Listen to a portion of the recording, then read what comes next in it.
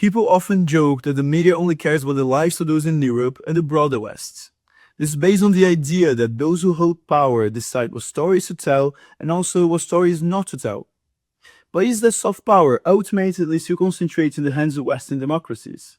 To answer this question, Beehive News has analyzed the most critical mass casualty events that happened or were still happening in the last 2 years and compared them to the respective media coverage in the United Kingdom. In the first place, with over 35,000 articles, comes Palestine, or more specifically, Gaza, with the bulk of the coverage happening after the October 7 attacks, when Hamas raped, kidnapped and murdered Israeli civilians, with the subsequent retaliation from the Israeli government that left 37,000 dead.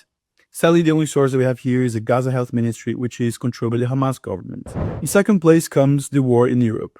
With circa 19,000 articles, the conflict in Ukraine received almost half as much coverage as the conflict in the Middle East, despite only 20% less casualties.